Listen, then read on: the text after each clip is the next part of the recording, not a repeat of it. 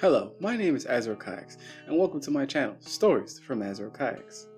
Today we're going to be reading Dragoons The Awakening, Chapter 5, Part 2.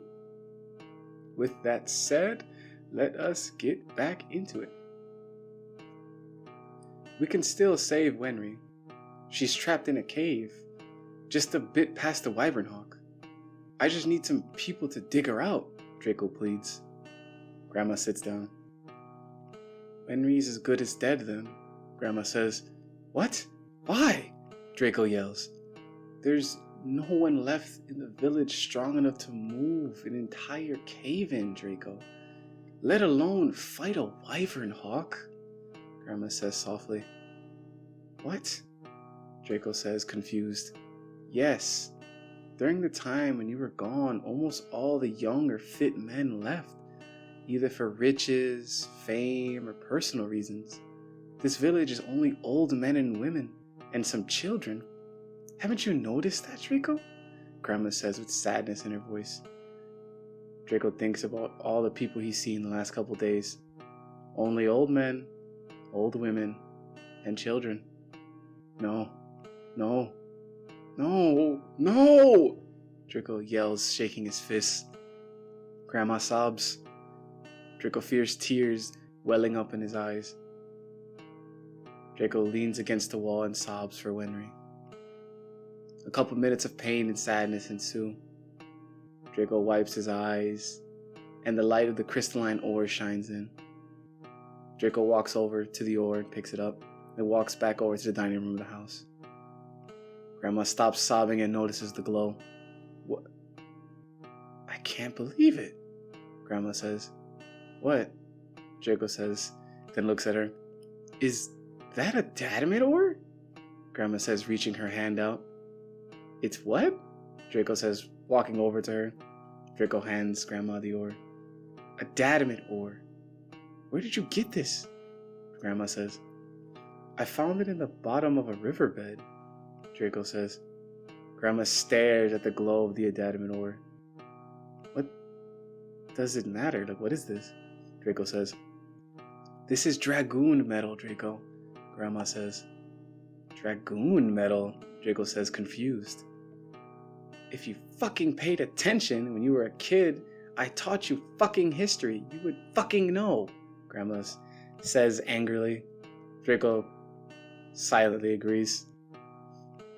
It's the metal dragoons would wear. It's magical, or so they say, Grandma says, looking at the stone. Dragoons, Drako says. Yes, you idiot child. The dragoons were half dragon, half other creature. Technically, a wyvern hawk is a dragoon, Grandma says. What? What does that even mean? Drako says. Sit down. Shut up and listen, Grandma says. Drako grabs a seat and sits down. True dragons, when they have an egg, it's a magical birth. Meaning, any creature that touches the egg will be imbuing its life essence to the egg. This is why dragons are very protective of their eggs. That, and also dragons rarely lay eggs, Grandma says. Drako keeps quiet and keeps listening. So that's why we have chicken drakes, and wyvern hawks, and Drako wolves, Grandma says. Drako nods in agreement. But the problem is, to become a true dragoon, you have to have that creature that touches the egg have a perfect soul resonance, Grandma says. Soul resonance? Drako says. Shut up and listen, Drako, Grandma says. Drako shuts up again. If the dragon soul overpowers the other creature's soul, it's called the dragoon alpha. The egg will hatch and it will come out as a dragon in the shape and body of the other creature, with some or most of that other creature's features, wings, fangs, claws, etc., normally bigger than the other creature's normal sizes in nature. But it has the other creature's mindset and animalistic nature. They can be very dangerous, as when these types of dragoons mature, they grow a dragon's core sac, allowing them to use their birth dragon's magical breath weapon element. So basically a dragon version of that creature, ergo a wyvern hawk, before they were just regular hawks, Drako. Also, they tend to love breeding, and due to their stronger and bigger size, they tend to claim areas and groups as the alpha, Grandma says. Draco listens intently.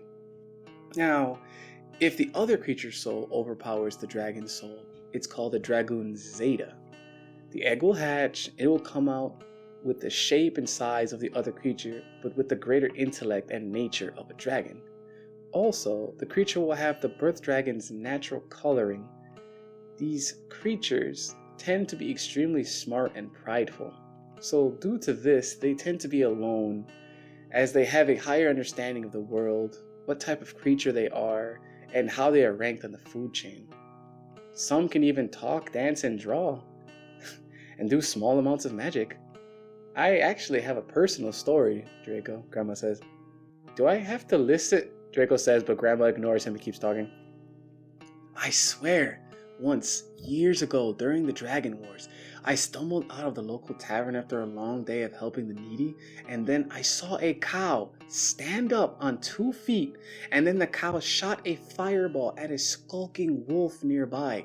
Then the cow looked at my shocked face. The cow said to me, "You didn't see anything," and then just went back to being a normal cow on 4 legs. It was mooing and eating grass. It still keeps me up at night sometimes, Draco. What? Draco says, confused. Anyway, so basically, a normal creature like a wolf or a bear or a chicken, but way smarter, Grandma says. Okay, wait, so if what you're telling me is true, then how do we get dragons? Draco asks. What do you mean, dragons? Grandma says. Well, it doesn't matter if the dragon soul wins or loses, the resulting creature is always basically in the same shape of the other creature, not the dragon, Draco says. Okay, Grandma says. Okay, well, then how do we get more dragons? Dragons touch other dragons' eggs. That's how they breed, Draco. Grandma says, putting her hand at her head because Draco's an idiot. Oh, right. Yeah, that makes sense. Draco says, finally understanding. Okay, well, why is a problem then? Draco says. Well, it's a problem because once a living creature touches the egg, excluding bugs for some reason, the soul connects and the egg starts to hatching process. So there's no way to test if the souls are a perfect soul residence. It's all luck, Grandma says.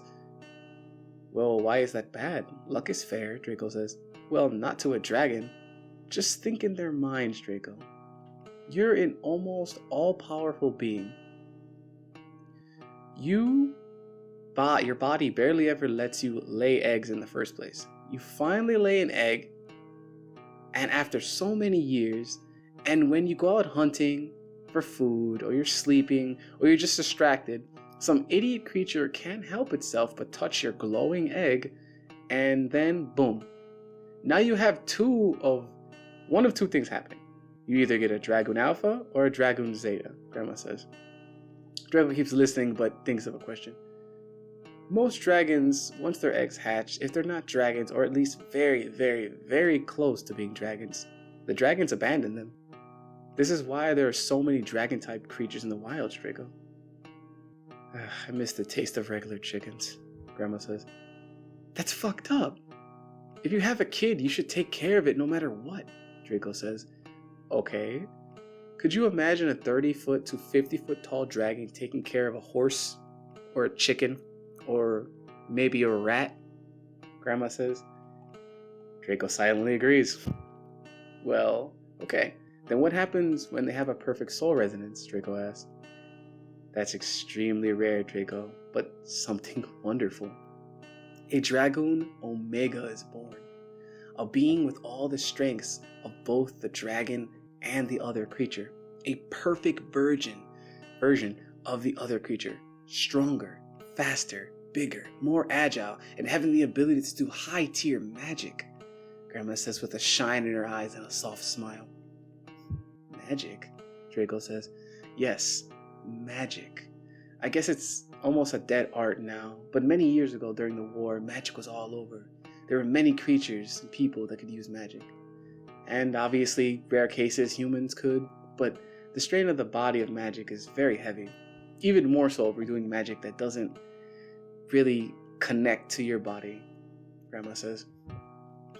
So dragons and dragoons are magic, Draco says. Yes, because dragons have a core sac in their body to spit fire, ice, or whatever their core magic is. Dragons can use a wide variety of magic, but due to the core sac, it causes strain on them if they use different magic. So they normally tend to use only the magic of their core sac. They can use the elemental magic almost indefinitely. So fighting a dragon, especially a smart dragon or an elder dragon, is a death wish, as they can almost infinitely spray you down with their elemental weapon. Draco thinks to himself, wow, dragons are even stronger than I thought. However, Dragoon Omegas don't have a core sac, but they have a huge magical strain resistance, allowing them to use a large variety of magics with not much worry, Grandma says. So a Dragoon Omega can use any type of magic, Draco says. Yes and no. They can use a lot of different magic, but every creature on this planet has an elemental affinity. Most people or animals never know this affinity because it only really matters when you are doing magic. So yes, dragoons can use a large amount of different magics, but they will always be better off with their elemental magical affinity. Kind of like a dragon with its core sac, but dragons can almost use infinite amounts of that specific magical element because of the core sac, while Dragoon Omegas have limits. They're just better at using more magics due to them having higher magical strain resistance, Grandma says.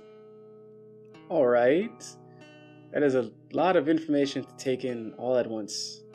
I feel like I remember why I didn't pay attention when I was younger, Draco says, trying to take it all in and rubbing his head. This is important, Draco. The whole world was sieged and destroyed because of dragons, dragoons, and selfish humans, Grandma says. But we're still here, Draco says. Thanks to Draco, Grandma says. Me? Draco says, confused. No, you idiot. The legendary hero, Draco. The dragoon hero, Grandma says. Who? Draco says. Grandma smacks him in the head. Ah, fuck, Draco says. The hero I named you after, Grandma says. Draco rubs his head. He saved the world. Draco. He fought for us humans, against the dragons and even the dragoons, his own kind. He protected city after city. He fought war after war, saved person after person, and even gave his life fighting and beating the Dragon King, sending all of the remaining evil dragons into hiding, Grandma says proudly. Damn, hag? Why the hell do you know all of this? Fucking praising him up the ass. Did you know him? Suck his dick or something? The fuck? Draco says really fast. I did, Grandma says, looking out the window. Wait, what? Draco says, I knew him, Draco. He saved me. You have no idea who I was during the war, Draco. What I've seen, what I've done. The people I've helped, the cities I've seen burn. You've only known me as, well, a hag, Grandma says sadly. I'm sorry, Draco says. That's why I named you after him, Draco.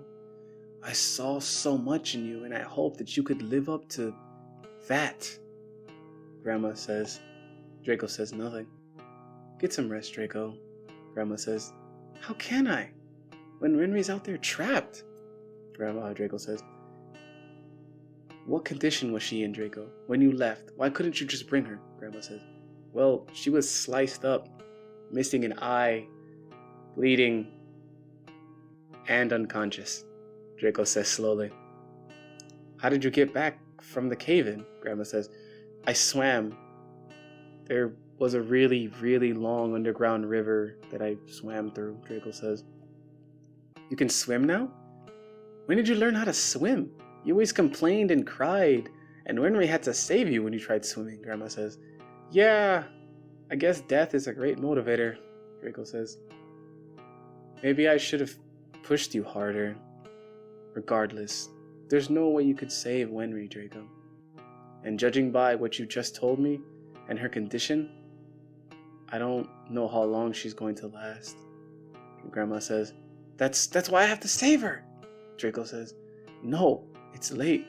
You're tired and probably hungry, not to mention you have to break open a whole cave by yourself, which will make a ton of noise, calling the Wyvern Hawk, and once it sees you, it's gonna attack.